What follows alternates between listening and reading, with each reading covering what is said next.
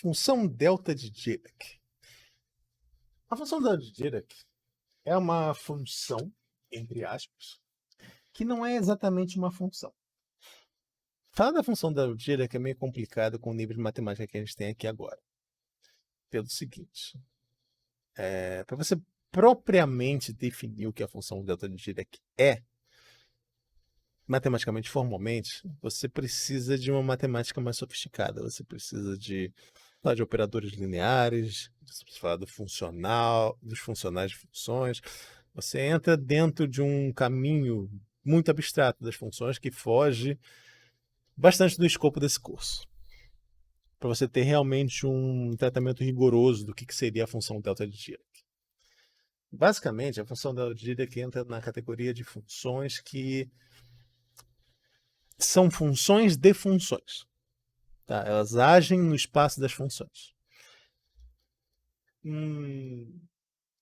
E você tem umas coisas estranhas também. Você pode até definir a mesma transformada de Laplace dentro desse espaço e toda uma outra interpretação um pouco diferente de que são equações diferenciais.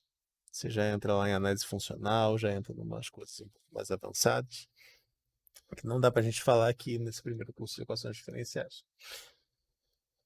Só que a função delta de Dirac também, ao mesmo tempo que ela é difícil de você definir ela formalmente, ela é bastante útil do ponto de vista prático.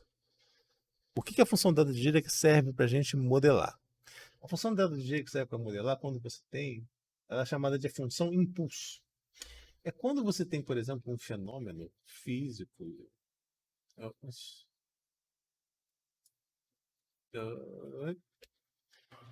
Me deu um. Não está cooperando aqui meu negócio. Mas quando você tem, por exemplo, um fenômeno físico, digamos que você tem um objeto que está parado. E aí você aplica nele uma força, assim, tem um sopetão nele. Pá. E aí o objeto imediatamente se lança no movimento. Não tem mais nenhuma força agindo sobre ele. A força foi toda concentrada dentro daquele instante de tempo ali T0. No instante de tempo T0 foi aplicado, por exemplo, uma força de 5 newtons em cima do seu objeto. E aí o seu objeto entrou em movimento. Mas foi uma força instantânea, não houve nenhuma outra alteração. Assumindo que existe algum atrito agindo sobre o corpo, eventualmente o seu corpo vai parar. A pergunta é: como é que a gente consegue modelar isso propriamente? Essa ideia de uma força instantânea. E a resposta é a função delta de Dirac. Então aí a gente entra nessa situação que é um pouco desconfortável do ponto de vista matemático, de você ter uma coisa que é extremamente útil do ponto de vista prático, mas é bem complicada de você definir de maneira rigorosa. Para todos os efeitos, então, a gente vai tratar a função delta de Dirac como sendo uma concentração de força. Tá. A função delta de Dirac de T menos C, só para a gente manter a mesma notação que a função de Heaviside, é uma função que concentra uma força agindo dentro de um objeto dentro do instante de tempo que ela está ali. Então, por exemplo, se a função delta de Dirac menos 5, que tem uma intensidade de 5 newtons, ela seria uma concentração de força dentro do instante de 5 newtons, ou de quanta magnitude você quiser. Isso não faz sentido, isso não é exatamente uma função, como eu sei que vocês vão perceber, vocês já perceberam. Alguns livros tentam adotar uma estratégia que eu particularmente não gosto muito, e falar que a função de delta de Dirac pode ser entendida como sendo uma sequência de limites. Por exemplo, você pega aqui o seu instante 5 de tempo, tal. Eu peguei aqui. Mas aí depois eu concentro um pouquinho e aí minha força fica mais concentrada. E você define a função delta de Dirac como sendo assim. Cada instante, você pega um intervalo ali centrado no seu ponto 5,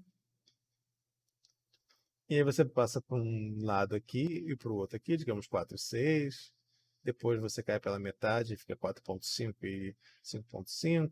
Depois mais pela metade. E em cada etapa que você vai pegando a metade, você vai dobrando a intensidade. A função delta de Dirac ali no 5, então, seria o limite dessas sequências encaixantes. Eu acho que isso não faz muito sentido, porque não é assim que você definiria um limite de funções. Mas ele tem algumas vantagens que você pode tentar fazer uma interpretação. Mas pessoalmente, eu vou dar até a referência para vocês quiserem ver essa abordagem, mas é que eu acho que ela não é.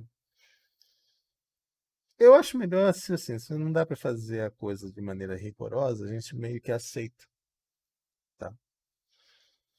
Eu vou tentar depois acrescentar ali uma explicação no final desse vídeo que um pouquinho dessa ideia de funcional e que seria a função delta de Dirac. Mas para todos os efeitos, a função delta de Dirac é uma função que modela esse tipo de fenômeno, que é quando você tem um choque. E a transformada de ela possui transformada de Laplace, é uma coisa milagrosa. E a transformada de Laplace da função delta de Dirac é simples de calcular. A função delta de Dirac no ponto de t menos c, ela não é nada mais, nada menos do que e elevado a menos cs. Dá para você ter umas interpretações legais sobre isso daí. Que eu vou comentar quando eu resolver um MDO com ela. Mas tem também a outra expressão, que é a transformada de Laplace. Na verdade, a função delta de Dirac não se mistura geralmente com outras funções, não faz muito sentido. Mas é isso. Essa é a definição formal, informal, que a gente vai adotar. A função delta de Dirac é uma função que modela esse tipo de fenômeno e a transformada de Laplace dela é só o L elevado a menos cs. Se vocês lembram do vídeo anterior, da função de Heaviside, dá para a gente tirar umas conclusões aqui legais. Por exemplo, vamos assumir que aquela modelagem ali tem uma modelagem de um movimento que foi feita, e aí chega à conclusão que a equação diferencial que regula aquele movimento que eu falei do impulso seria y duas linhas menos y linha, tá? Só para efeito de conta, vezes e elevado a menos vezes a função delta de g. Menos 2. Y de 0 igual a 1, y de 0 igual a... Tá. Ou seja, no instante de tempo 2, foi aplicada uma força sobre o objeto que seria de 5 newtons. Só para a gente colocar ali, de acordo com o exemplo que eu tinha comentado, vamos pensar que o objeto está tá parado. Ou seja, a posição inicial dele é 0 e a velocidade inicial dele também seria 0. Tá? E o movimento dele está descrito por essa equação daqui. Isso também não vai influenciar muita coisa. Sei que uma equação não apareceria tão bonitinha assim, sem muito esforço, mas... E aí, no instante de tempo 2, aconteceu isso. Ele foi aplicado uma força de 5 newtons. Então, vamos tentar resolver essa equação e ver o que vai acontecer. O que acontece é o seguinte. Transformada de Laplace dá 2, você vai ter S ao quadrado, transformada de Laplace dá Y, menos S, transformada de Laplace dá Y. Como o y0 e o y' são iguais a zero, aqueles termos ali que aparecem geralmente na derivada da y, desaparece. F de 0 igual a 0, F' de 0 igual a 0. Então, esses termos não aparecem, só sobra esse pedaço daqui. Então, igual a 5 vezes E elevado a menos 2. S. Então, a transformada de Laplace da y vai ser igual ao quê? 5E elevado a menos 2S sobre S ao quadrado menos S. Ou 5E elevado a menos 2S sobre S menos 1. Tá? E agora? Primeiro eu faço frações parciais. Antes da gente chegar a algumas conclusões aqui sobre a solução. Frações parciais vão me dar aqui elevado a menos 2S. Eu vou ter que essa separação vai ser igual a Não consigo fazer de cabeça. Acho que não.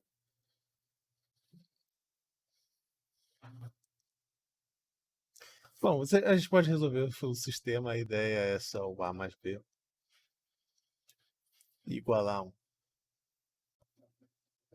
Isso aqui dá origem a um sisteminha que vai ser AS menos A mais BS igual a 1.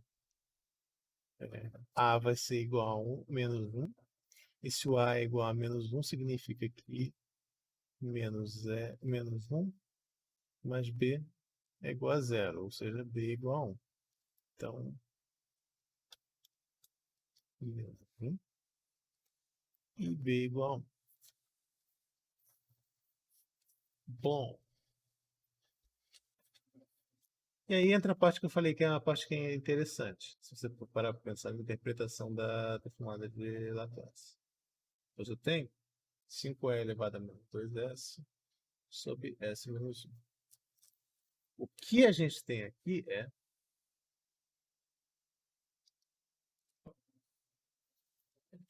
aqui.